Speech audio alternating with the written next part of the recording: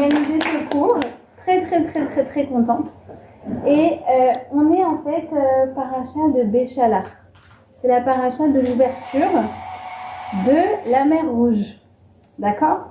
Et c'est la paracha où en fait tout se débloque de manière très surprenante. À un moment, on a l'impression que tout est bloqué, que tout est figé, qu'il n'y a aucun échappatoire possible. Et c'est vraiment notre histoire.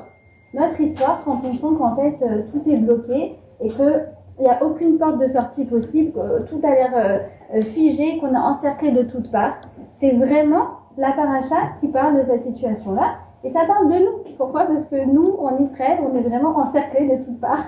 On a Gaza à l'ouest, on a la Cisjordanie à l'est, on a le Liban, on a l'Égypte, on a la Syrie, on a le Yémen aussi, pour rajouter un peu de piquant, voilà, qui nous a empêchés de dormir pendant tout le mois de décembre.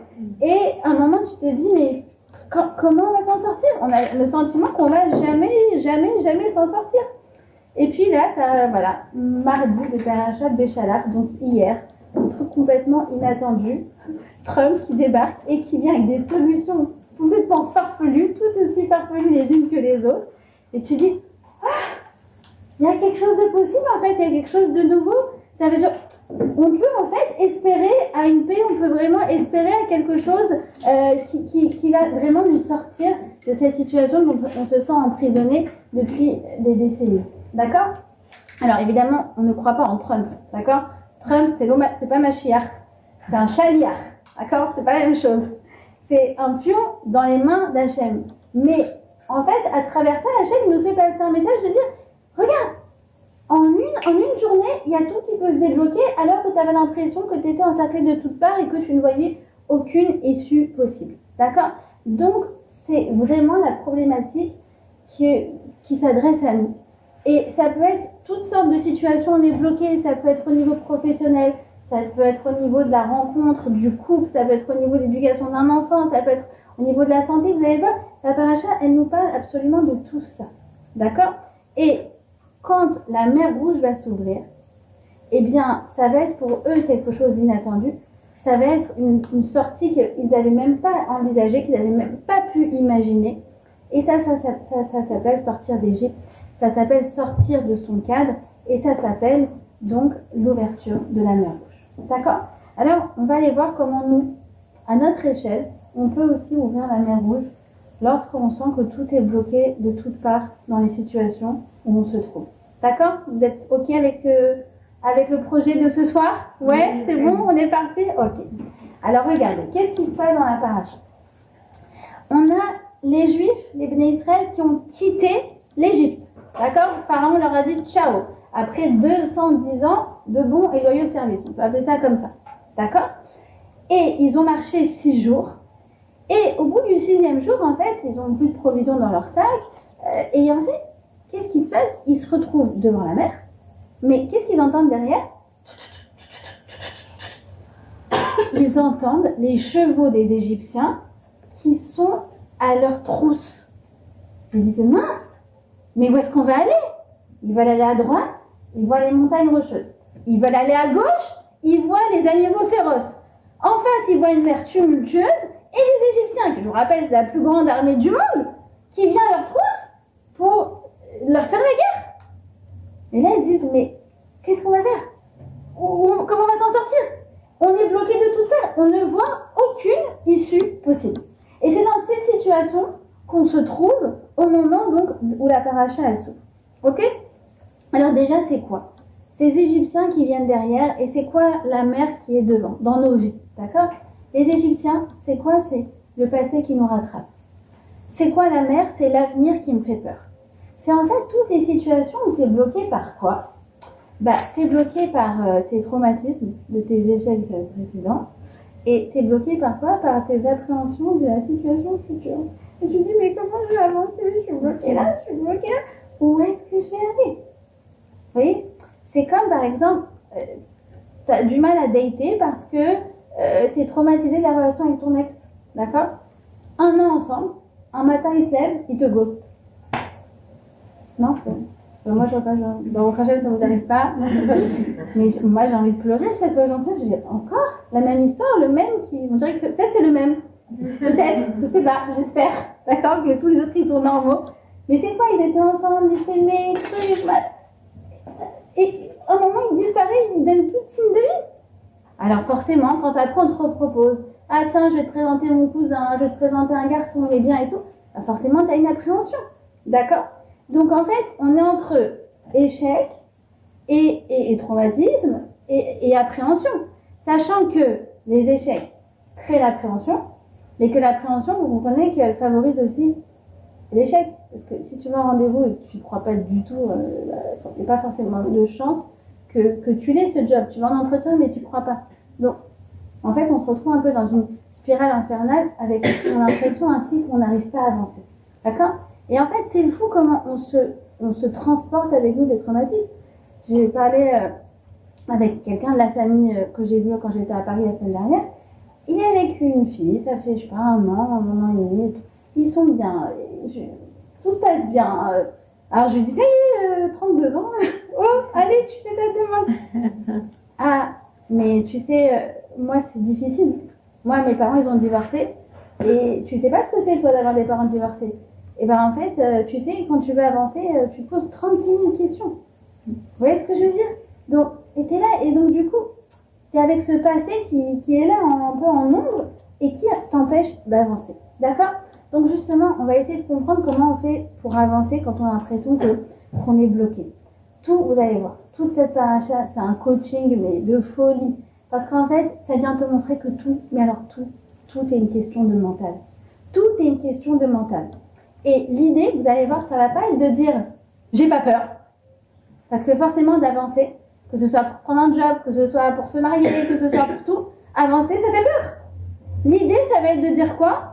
J'ai pas peur, mais j'ai peur, mais j'y vais. Et créer le mental propice pour arriver à avancer. D'accord? C'est ça le programme de la soirée. Ouais? Ok? Alors, regardez. Au moment où ils sont vraiment devant la mer Rouge. D'accord? Devant la mer Rouge. Qu'est-ce qui va se passer? Ils vont paniquer. Forcément. Ils paniquent. On les comprend. Ils sont en panique, ils sont en stress, ils sont en tension. Ok? Forcément, je vous ai décrit la situation. Devant, derrière, à droite, à gauche, ils ne savent pas où aller. Ils pensent qu'ils vont mourir. On est? Ok? Et Dieu va s'adresser à eux. Et il va s'adresser à eux, regardez, une longue phrase, mais en 4 parties. Ok? C'est quoi cette phrase? Premièrement, n'ayez pas peur. Vous allez voir la délivrance que Dieu va vous montrer aujourd'hui. Première partie. Car si vous avez vu l'Égypte en ce jour, vous ne les reverrez plus jamais.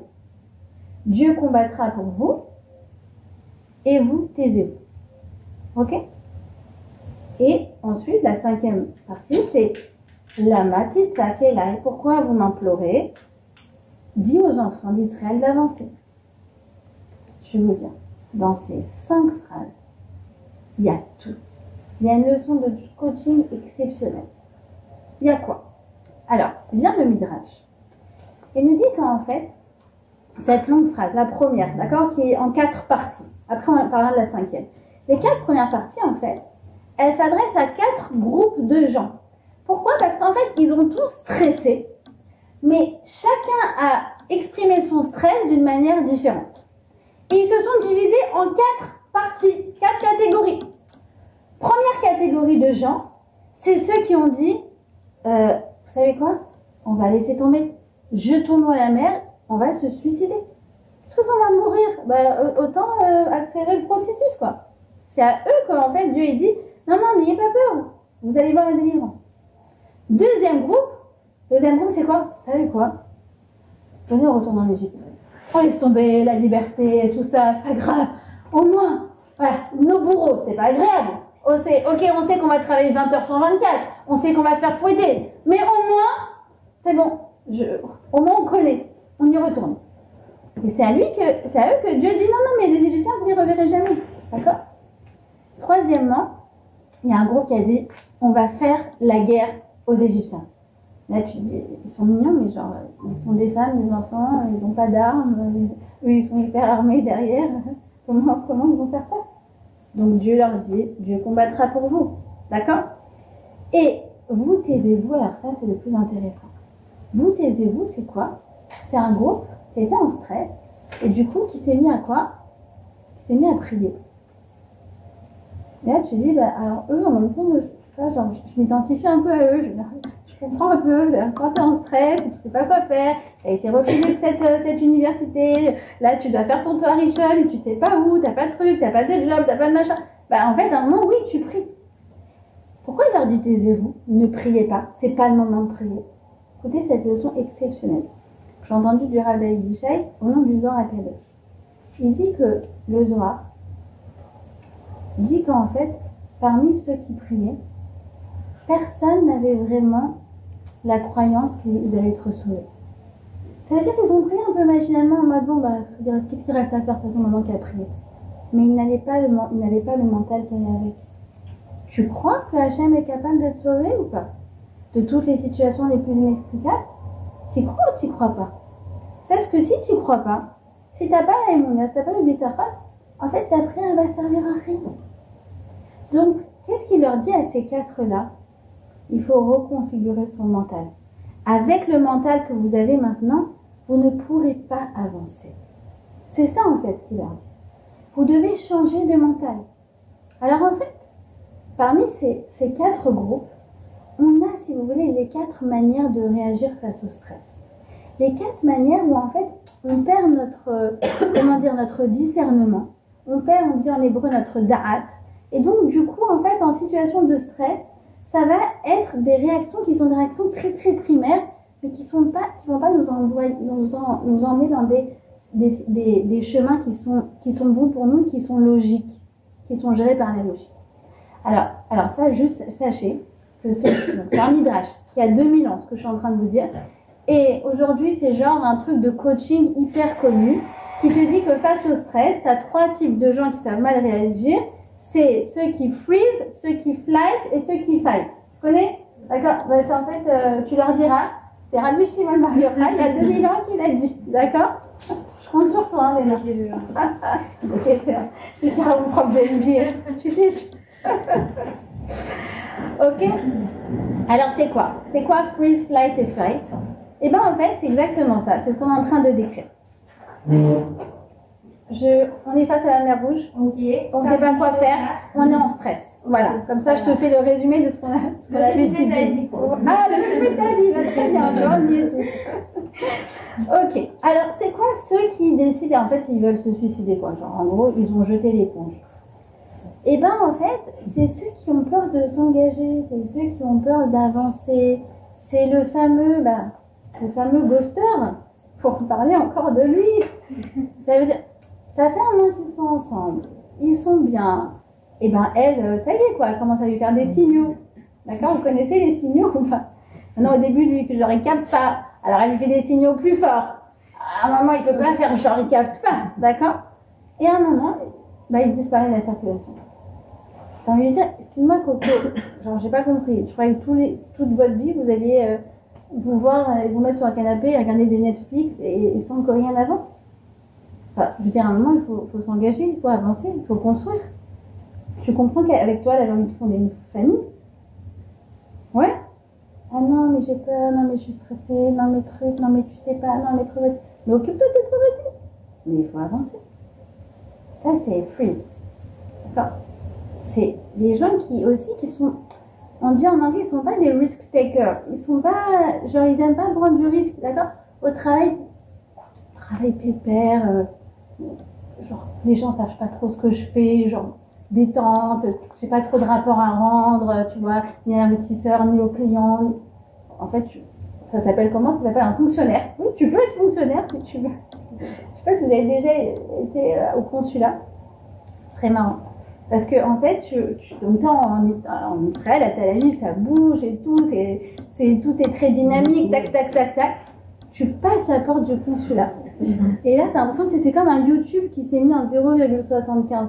Tu vois ou pas? Genre, tout est très lent. Genre, attendez, j'appuie sur le bouton. Attendez, vous avez bien les papiers du passeport, genre tout est très très long. D'accord?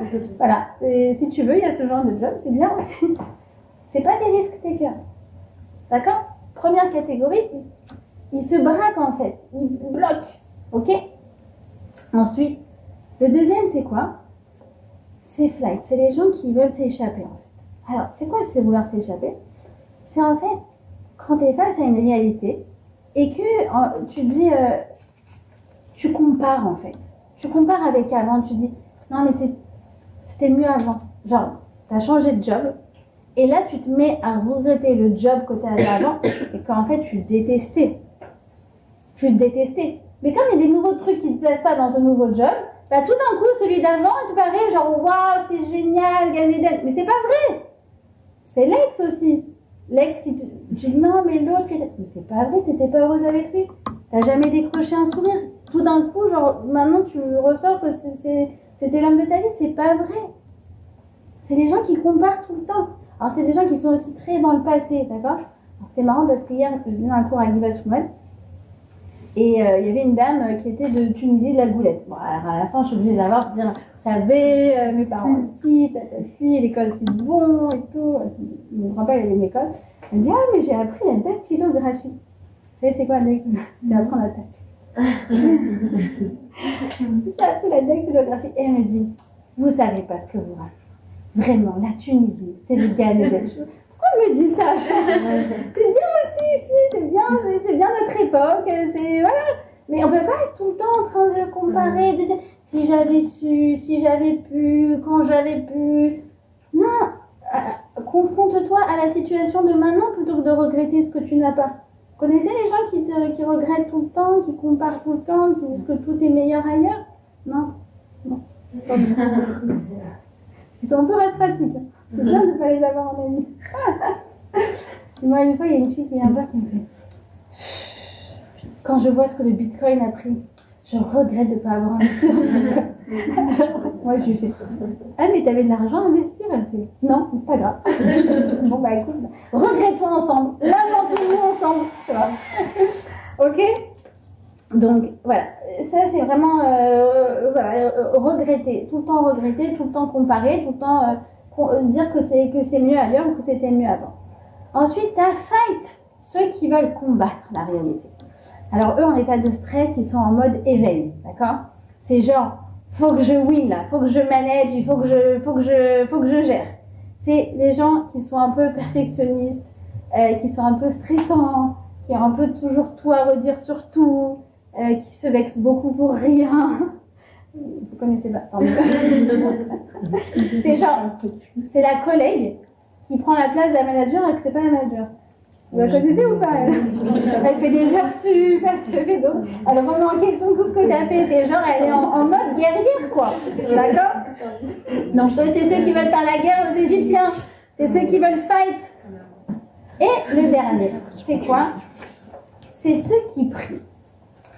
Alors, ceux qui prient, ça correspond à quoi?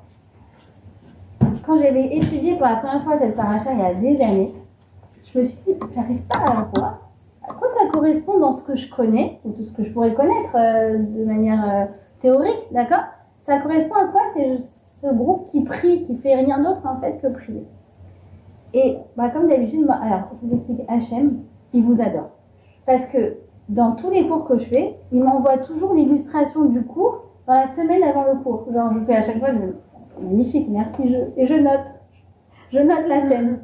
Et quand elle fait ce cours, il y a vraiment des années, il y a une fille qui m'appelle et qui me dit, il faut que je te raconte, voilà, je me suis déchirée avec mon mari, et truc, et il m'a répondu comme ça, et moi je lui ai dit, maintenant genre je veux me boucher les oreilles de ce qu'elle me dit, tellement c'est horrible, d'accord? Et en même temps qu'elle me raconte la dispute avec des échanges verbaux, vous avez bien compris, genre hyper violents, voire vulgaires, elle me dit oui, et moi je suis en train de faire mes chalotes, et donc là, et je fais mes chalotes, et je comprends pas l'histoire des chalotes dans l'histoire, je comprends pas en fait. Et je lui dis, alors ok, la dispute, ouais, mais quel rapport avec les chalotes en fait? Elle me fait, ah mais tu savais pas, faire ces chalotes, c'est une ségoula pour le shalom bait.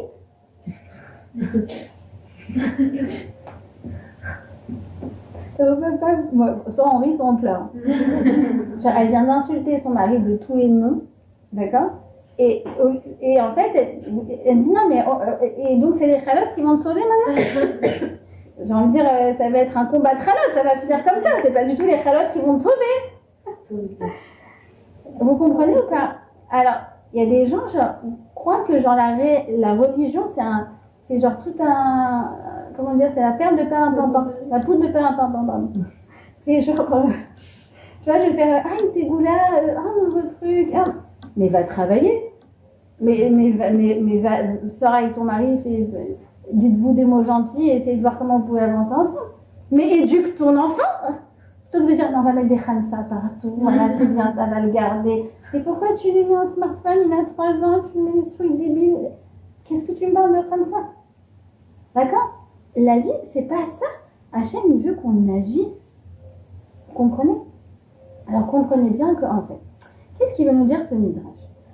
En fait, c'est pas que dans la vie, il faut pas se battre.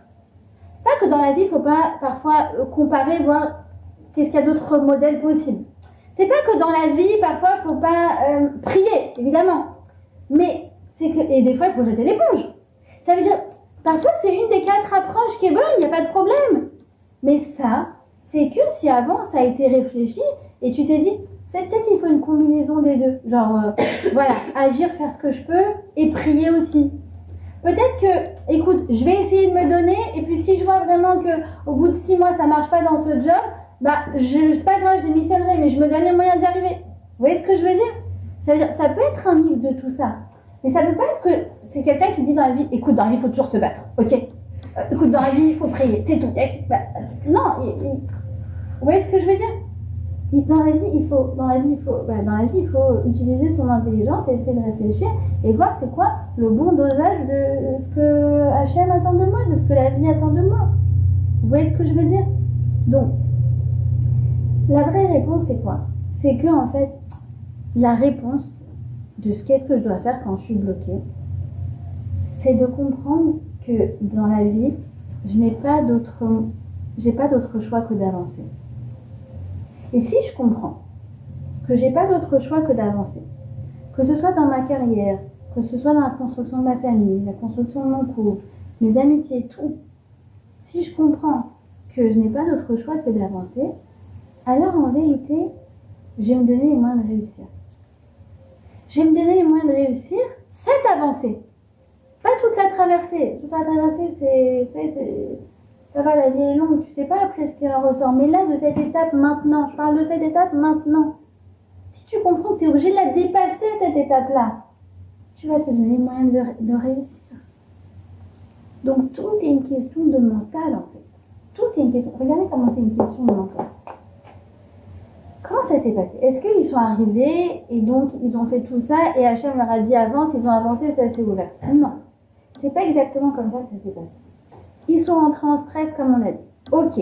Chacun a agi comme ça. Ok. Dieu les a calmés chacun. Ok. Et après il leur dit maintenant avancez. Mais ils ont toujours des pétales d'avancer. Il y en a un seul qui a écouté l'ordre. C'est qui? Comment il s'appelle?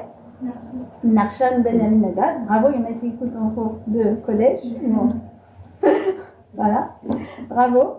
Et il est rentré dans la mer. Et c'est pas comme genre il a mis le premier pas et ça y est, tout s'est ouvert. Non. Il est rentré dans la mer. C'est monté. Il a eu un sentiment de noyade. Jusqu'à ce que tu arrive là. Et là, la mer s'est ouverte. En combien? En 12. En 12 sillons, une par tribu. D'accord? Pour savoir qui suit en cours de côté. Ok? Donc, maintenant je vous pose la question. Vous vous rappelez que je vous ai dit que dans les 4 groupes, le premier c'est quoi? C'est ceux qui voulaient se suicider. Ouais? Non, je vous pose la question. C'est quoi la différence entre ceux qui voulaient se jeter à la mer et Narshon? L'image de la mer, il n'y croyait pas, la chaîne, il y croyait. Exactement. Bravo. T'es prête à te marier. C'est bien. Si les gens qui voulaient se suicider se seraient jetés à la mer se serait ouverte? Non. Pour eux, non. En revanche, Narshon, qu'est-ce qu'il avait en tête? Il avait en tête qu'il voulait s'en sortir. Maintenant, toi, spectateur invisible, si tu vois les premiers ou Narshon, toi, tu verras rien, tu verras aucune différence. Après, tu diras, ah, les pauvres, pour eux, ça n'a pas marché. Mais pour lui, ah, il a eu de la chance, ça a marché. Encore une fois, c'est une question de mental. Tu veux t'en sortir? Tu veux avancer? Tu veux passer cette étape? Alors la mère, elle va s'ouvrir. Tu sais, c'est comme... Je parlais aussi encore avec quelqu'un, famille éloignée, mais il n'arrive pas à avancer dans sa carrière. Pourtant, il est bardé de diplômes. Il n'arrive pas. Alors, je lui dis, fais une page LinkedIn. Genre, je sais pas, il n'est même pas sur LinkedIn. Je lui dis, quand tu veux faire, il faut faire du networking, il faut s'y mettre, il faut se le jeter à l'eau. Il faut se jeter à l'eau. Ouais, mais j'arrive pas, ouais, mais c'est compliqué. Je comprends pas, t'as eu le barreau de trucs, le barreau de machin, et t'arrives pas à faire une page LinkedIn. Bon, d'accord, je vais la faire. Bon, si je vous la montre, comme on dit en arabe, mechosek. D'accord, c'est vraiment genre, je dis, mais. Mechosek, je sais pas, ça fait de la peine, ouais, ça fait de la peine. Ça veut dire que ça n'arrive. Ce qu'il a se donné comme moyen, en fait, ça reflète pas du tout le profil de la personne. Maintenant, qu'est-ce qu'il me dit après? Il me dit, tu vois, je l'ai fait, mais ça marche pas. C'est gentil, mais tu l'as fait, mais tu n'y croyais pas. Donc, quand tu as fait cette action-là, c'est pas pour réussir. C'est pour te justifier qu'en fait, tu n'y arriveras jamais. Vous comprenez ou pas? Maintenant, toi, spectateur extérieur, tu peux pas savoir. Parce que tu peux savoir c'est quoi le mental des gens. Vous comprenez? Lui, il peut dire, ah voilà, tu vois, j'ai essayé. Mais d'accord, tu as été au truc de réseau de networking, mais tu n'as parlé à personne. Après, il revient, il dit, ah ben tu vois, il n'arriverait jamais. Mais va, distribue des cartes, je sais pas, fais quelque chose, serre des mains, si tu connais personne, vas-y. S'en fiche. Vous comprenez? J'ai une question. Ouais. Mais comment, après tous les miracles qui se passent en Égypte, ils n'ont pas pu faire confiance à Hachem face à la mer Rouge? C'est une bonne question. C'est une très très bonne question. Il faut comprendre qu'ils sont une nation de traumatisés aussi. Ça veut dire... Non, c'est vrai. C'est 210 ans d'esclavage.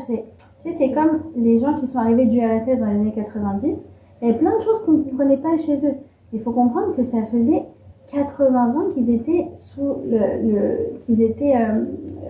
sous le régime communiste. Et c'est 3 générations. Ça veut dire même ton grand-père, il ne sait même pas c'est quoi la liberté. Tu vois ce que je veux dire? Donc, ils ont vu des choses. C'est qu'il avait la force de partir. Et d'ailleurs, entre parenthèses, merci pour ta question. Vous savez qu'il n'y a que 20% qui ont quitté l'Égypte. Il y a 80%, ils sont restés. Ils croyaient même pas que c'était possible. Donc c'est vrai qu'on parle des 20% qui ont le plus de bitachon. Mais sur ce coup-là, ils se sont censés encercler de toutes parts. De toutes parts. D'accord? Et j'ai envie de dire, c'est un peu comme nous. Ça veut dire, on a de la mouna, on a du bitachon. Et c'est vrai que quand tu vois des situations inextricables, comme ce qu'on a vécu, ce qu'on vit, la guerre, où voilà, bah, au Hachem, on s'en sort, mais à un moment, tu te dis, mais combien de temps va se taper ses voisins? Et combien de temps moi, tu te dis, mais est-ce qu'il y aura un jour la paix dans ce pays? Tu vois? Bah, c'est vrai que la monnaie et des fois, tu te dis, non, mais la situation est trop compliquée pour Hachem. Vous voyez ce que je veux dire? Hein? Quoi? Oui, bah non, c'est ça la réponse. Mais on est des êtres humains, ça veut dire le mental, parfois, il panique face à la situation, face à la réalité. D'accord? Alors, au prochain, peut-être que toi, t'es pas à ce niveau-là, mais moi, je m'inclus dans ceux, sûrement que j'aurais paniqué. J'en suis sûre aussi. Je ne fais pas partie de D'accord? On a regardé comment c'est exceptionnel. La paracha, qu'est-ce qu'elle nous dit? Enfin, le Midrash, il nous dit quoi? Pardon, la camarade en traité Sota, elle nous dit que... elle nous dit comme ça. Caché Zivugo chez la dame qui est Kriyat Yamsouf. Caché Parnasato chez la dame qui est Kriyat Yamsouf. Caché Nekava Brioto chez la dame qui est Kriyat Yamsouf. Ah, tu veux que je te dise? C'est aussi difficile le zivug, le couple, que l'ouverture de la mer Rouge. C'est aussi difficile la parnassa. Et c'est aussi difficile la santé.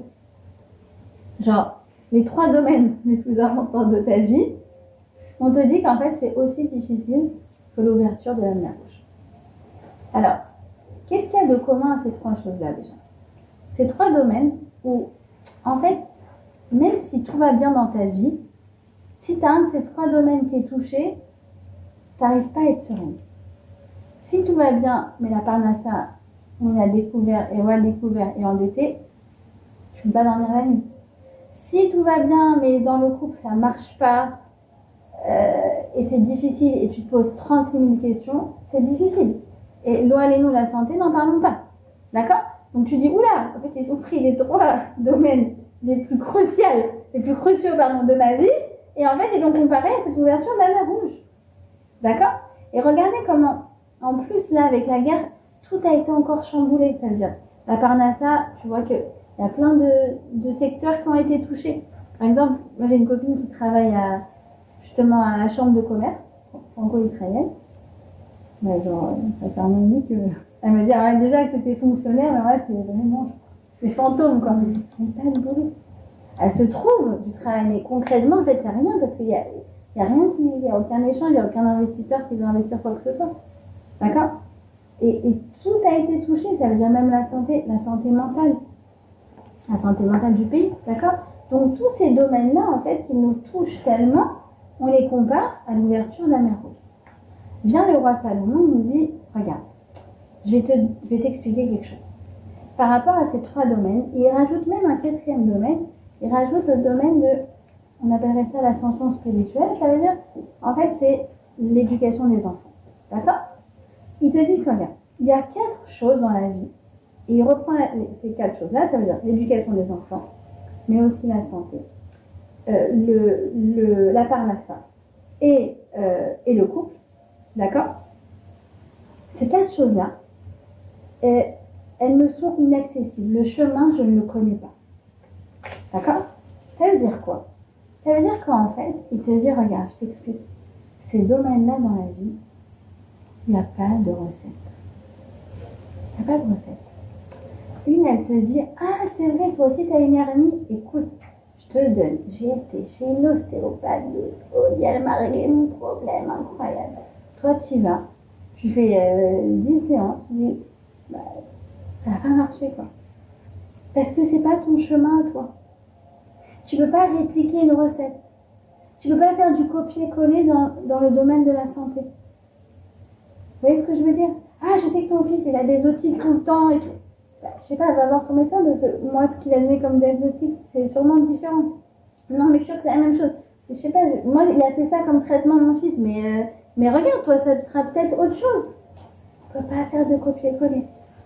Pareil dans la Parnassa, tu dis, ah, vous avez investi, vous faites, je sais pas quoi, vous travaillez dans la blockchain, vous travaillez dans la data analyse. Ouais, mais je t'explique, c'est un secteur qui est hyper bouché. Genre, moi, quand j'ai trouvé mon job, c'était il y a 3 ans, c'était ouvert, c'est un secteur encore dynamique.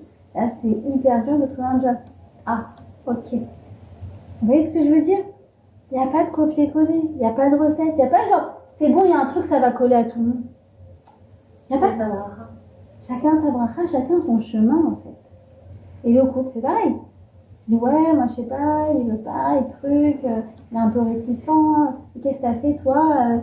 Bah, moi, j'ai insisté. Et l'autre, elle insiste. Et la gosse! C'est-à-dire, qu'est-ce qu'elle a ce soir? Vous voyez ce que je veux dire? Il n'y a pas de recette. L'éducation des enfants. Un enfant, tu sais pas, mais même dans la même famille. Je comprends pas. Lui, je lui ai fait ça et tout, ça a hyper bien marché. Je lui ai fait la thérapie avec les animaux, ça l'a libéré et tout. Et l'autre, et non, ça n'est pas son chemin. Comme tu dis, pas sa bracha. Pourquoi? Parce que dans la vie, il y a des choses qu'on maîtrise, d'accord, ok. Mais dans cette équation de la vie, il y a une inconnue. Et cette inconnue, c'est toi. Tu sais pas c'est quoi ton tikkun. Tu sais pas c'est quoi ton chemin. Tu sais pas ce qui est bon pour toi. Tu sais pas pourquoi toi tu dois passer par ça et elle c'est un autre chemin. Tu peux pas savoir tout ça. Donc vient le roi Salomon, il te dit, regarde, je t'explique. Ces domaines dans la vie, ne va pas perdre ton temps à chercher des recettes.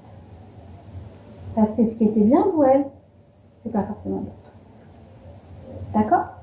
Donc, qu'est-ce qui se passe, c'est que quand on visualise cette mer rouge, et quand en fait on ne sait pas ce qu'on doit faire pour avancer, vous voyez que chacun il a eu son sillon, il a eu son chemin.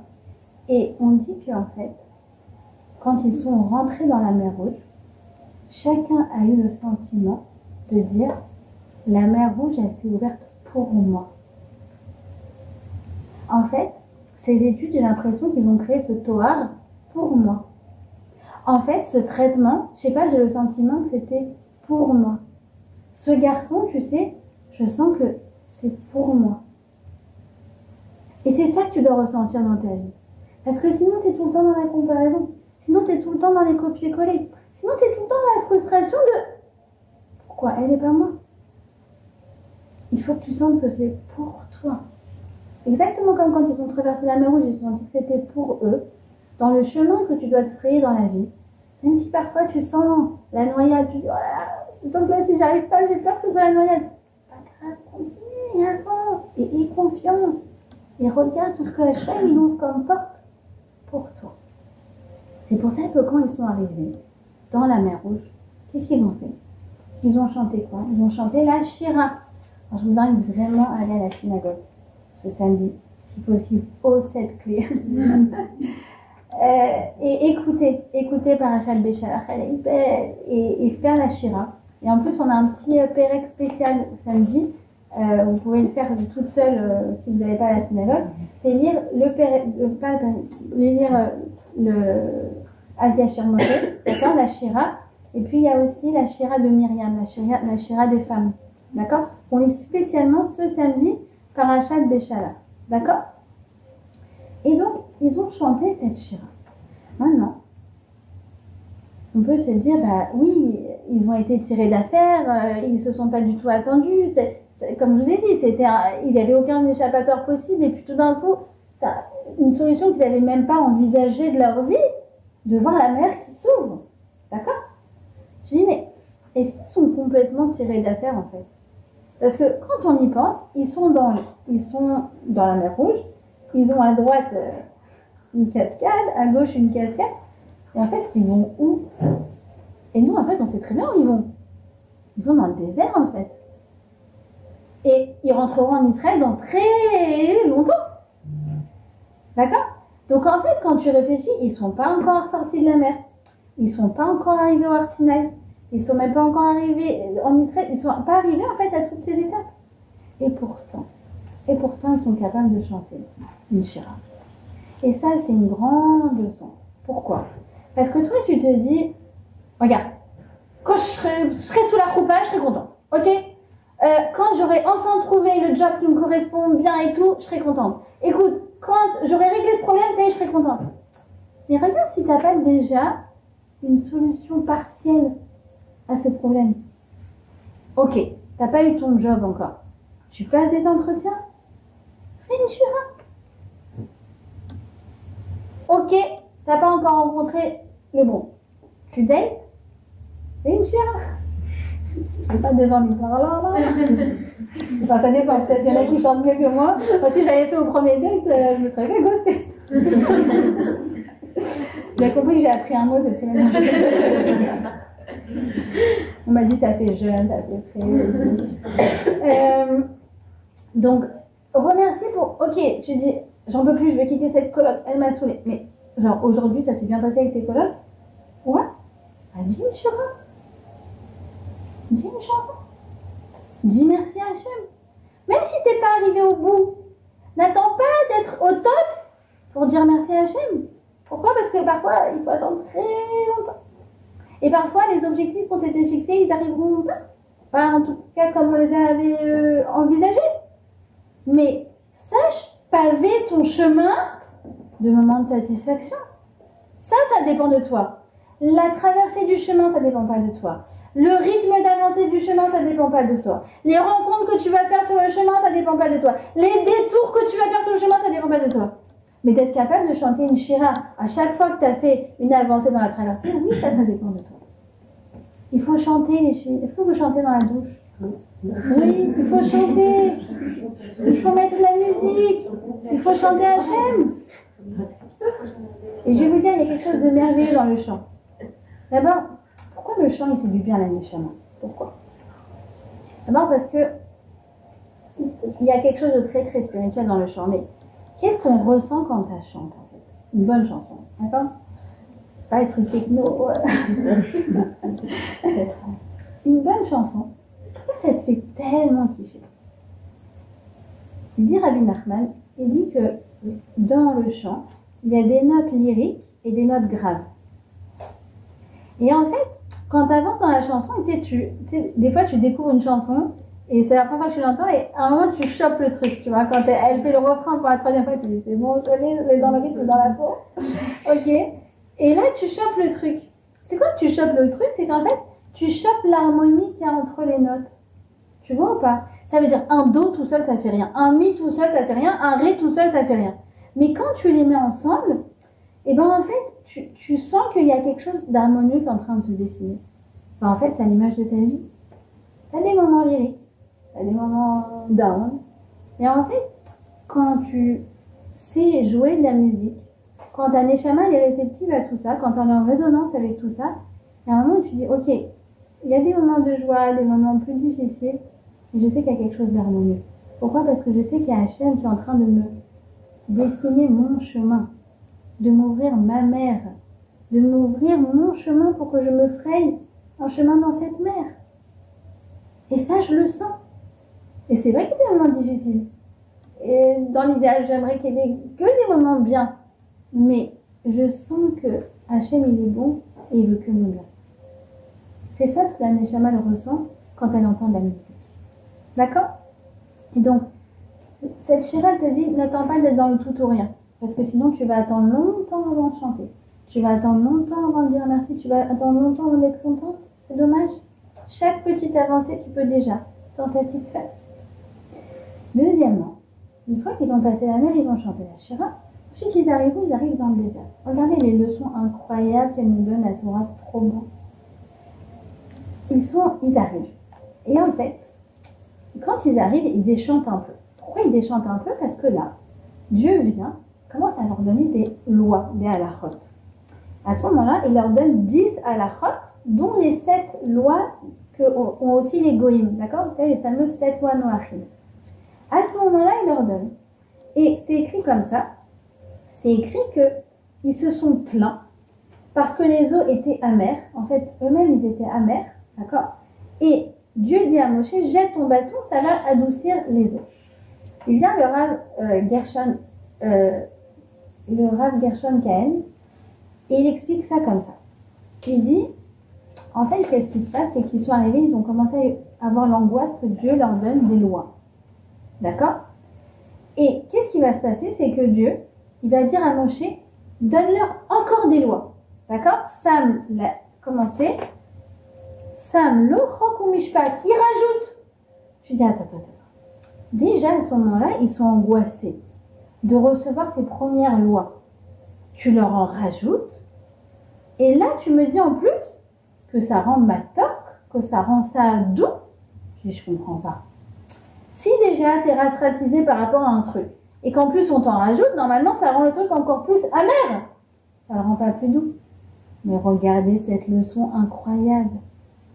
Et des fois, dans ta vie, tu es amer. Des fois, dans ta vie, tu es angoissé. Alors, qu'est-ce que te dit la Torah? Essaye de t'investir plus. Essaye d'en rajouter. Par exemple, ce boulot, il te saoule. Tu l'aimes pas. Tu sais quoi? Demande à ton boss un projet en plus. Toi, tu étais en mode, mais non, je supporte pas ce job. J'ai envie d'arriver le plus tard possible, de pointer, d'aller faire des pauses déjeuner de 2 heures et qu'on me laisse tranquille. Je dis, mais non. Pense un peu à l'envers. Au contraire, investis-toi plus. Et quand tu t'investis, tu donnes de ta personne, tu te rends compte qu'en fait, tu kiffes. Ce garçon qu'on te présente, tu dis, oh là là, tu vas reculons. Essaye de trouver quelque chose d'admirable chez lui. Plutôt que d'y aller en mode loose.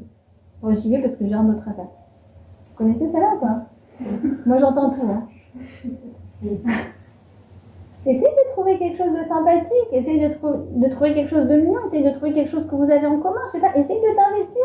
Et là, tout d'un coup, alors quand tu dis non, j'y vais à reculons, déjà j'y vais pour lui faire plaisir.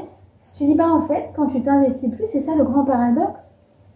Ce qui était amer, alors que tu te dis, mais non, mais plonge là, plonge dans la mer, ça devient matin, ça devient doux. Tes enfants, ils t'ont pris la tête. Tu dis, tu sais quoi, investis-toi plus.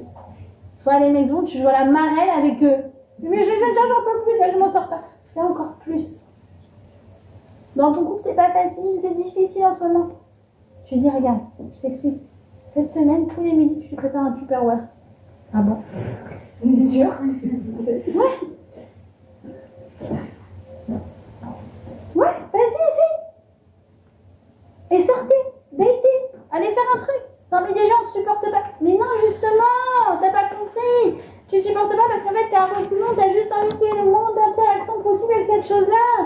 Et t'as pas compris en fait que au contraire, quand quelque chose, t'es à moitié dedans, tu sais, c'est comme les gens qui rentrent dans l'eau. Vous connaissez ou pas? Les lourdes, pardon, tu vois. Les gens qui rentrent dans l'eau, mais genre tu dis, allez vas-y plomb, elle est froide, d'accord?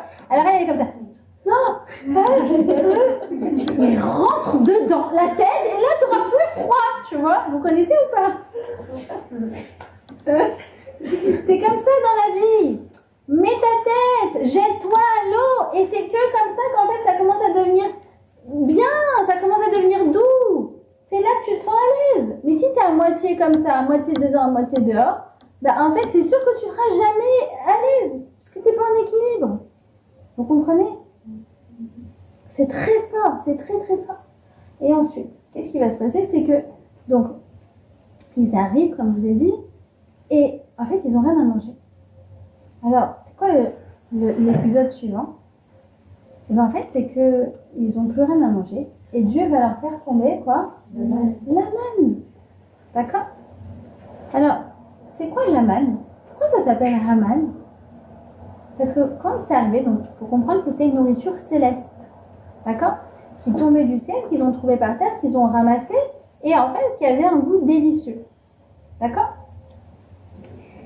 Et ils ne savaient pas ce que c'était. Alors, même nous, on n'a jamais vu c'est quoi de la manne. Alors, Haman, ça vient du quoi? Ça vient de la première fois qu'ils ont posé la question, Manhu. Manhu, ça veut dire quoi? Ça veut dire, qu'est-ce que c'est? Et Dieu, il a tellement aimé leur question, qu'est-ce que c'est comme ça qu'il a fait appeler cette chose-là. Cette pâte, elle s'appelle du qu'est-ce que c'est. Qu'est-ce que tu manges? Ben, je mange du qu'est-ce que c'est. Et nous, on ne mange pas du qu'est-ce que c'est toute la journée. Franchement. Entre les news, les infos, les incertitudes, tout ça. Tout le temps, tu manges du qu'est-ce que c'est. Et regardez. Les lettres de Manhu, c'est quoi? Sur un bac. Bon, ça fait Ouman, d'accord. Ça fait Ouman, et ça fait quoi? Manhu, ça fait Emouna. Oui, on a dit déjà Ouman. Non, femme. Hein? Woman. Ah, Ouman, j'adore. Regarde pas, moi. Emouna. Pourquoi? Parce que, je vais te dire, le fait qu'on mange du qu'est-ce que c'est toute la journée, ça nous rend, entre guillemets, un peu vulnérables, dans le sens où on comprend qu'on n'a pas la maîtrise de tout. Et il y a des fois, il y a des gens qui ont, vous savez, on appelle ça « elle a une route toute tracée ». Vous connaissez ou pas? Elle a une route toute tracée. Et en fait, ces gens-là, ils n'ont pas cette profondeur qu'on pourrait avoir quand nous, on mange du qu'est-ce que c'est. Parce que quand on mange du qu'est-ce que c'est, de la manhu, ça développe chez nous un vaccin qui s'appelle comment? Ça s'appelle la Imuna. La Imuna, c'est comprendre qu'en fait, moi je me jette à l'eau, mais je sais qu'en fait c'est Hachem qui ouvre les portes sur mon chemin. C'est pas moi, c'est lui. Et tout dans ma vie. Regarde, moi je me suis inscrite pour faire mon Tohar et je sais pas, je me suis donné les moyens de réussir quoi. Mais c'est lui qui m'a fait réussir. Ce garçon, je sais pas, je pensais pas que je suis partie au restaurant avec mes copines et c'était le cousin d'une copine, on s'est rencontrés mais oui t'as été, mais t'as compris que c'est lui qui t'a fait rencontrer. Et toute la vie elle est comme ça. Ça veut dire toi, ta part des choses, c'est qu'on attend de toi de donner moins de réussir.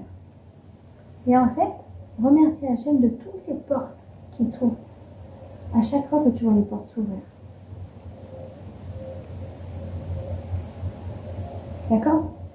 Et pour ça, ça demande de la émuna. C'est quoi de la émuna? C'est comprendre qu'en fait, tout n'est qu'un décor. Finalement, quand on dit qu'il y avait cette création souffle, Hachem, il peut tout faire. Quand tu dis que la parnassa, c'est aussi difficile que d'ouvrir la mer, c'était difficile pour Hachem d'ouvrir la mer? Non. Bah, par ma tête, c'est pareil. Pourquoi tu t'angoisses? Pourquoi Hachem, il sait pas dans ce dont tu as besoin? Pourquoi tu t'angoisses? Oui, le truc, et encore, et cette relation, et machin. Mais pourquoi? Et Hachem, il n'a pas prévu ton zivouk depuis 40 jours avant que tu naisses. C'est lui qui prévoit tout. Tout n'est qu'un décor. Et dans ce décor, Hachem, il te dit, regarde, ta part des choses, à toi, c'est d'avancer. Et ma part à moi, c'est de t'ouvrir les portes. Pour ça, il faut que tu me fasses confiance. Pour ça, il faut que tu aies une vision optimiste de la vie. Pour ça, il faut que tu aies un mental positif à toute épreuve. Pour ça, il faut que tu comprennes que Hachem, il t'aime, que Hachem, il veut te faire réussir, que Hachem, il veut ton bien. Alors, si tu restes comme ça, les bras croisés, à pas avancer, c'est sûr qu'il n'y a rien qui va se débloquer. Si tu vas reculons en disant peut-être que oui, peut-être que non, pareil, tu vas te sentir toujours mal à l'aise. Si tu vas en te disant j'y vais, mais ça va pas marcher, ça va pas marcher.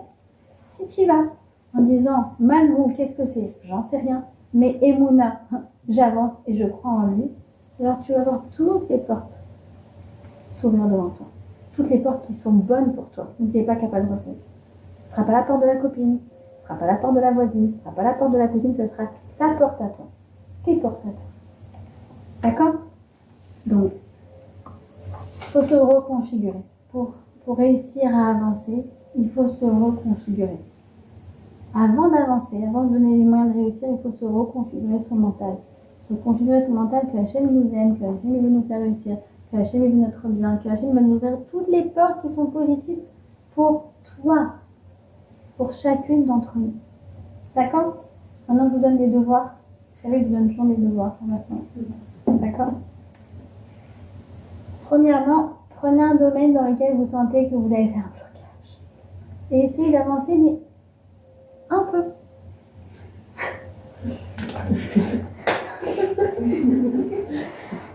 Un truc. D'accord? Je vous dis, ça peut être au travail d'aller genre, juste un truc de networking, d'accord? Je sais pas, n'importe quoi. Ce que vous voulez, mais une chose, pas trop t'angoisser à te dire, dans des années, etc. Non, maintenant, qu'est-ce que toi tu peux faire à ta portée? Qu'est-ce qui est à ta portée pour avancer, pour réussir? D'accord? Deuxièmement, comme je vous ai dit, travaillez votre mental. Mental positif sur vous-même. Image positive de vous-même, que vous êtes capable de réussir. D'accord?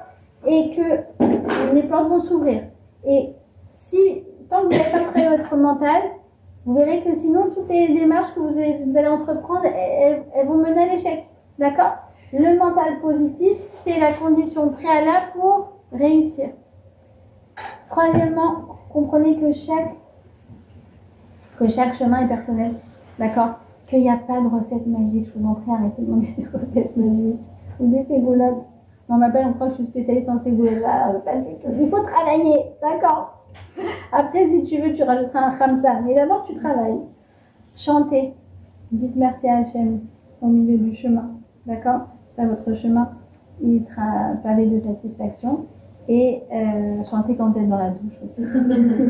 Vous allez me voir. Et toutes les fois où vous voyez dans la vie, vous vous dites, mais qu'est-ce que c'est? Manrou, transformez ce qu'est-ce que c'est en élément. D'accord?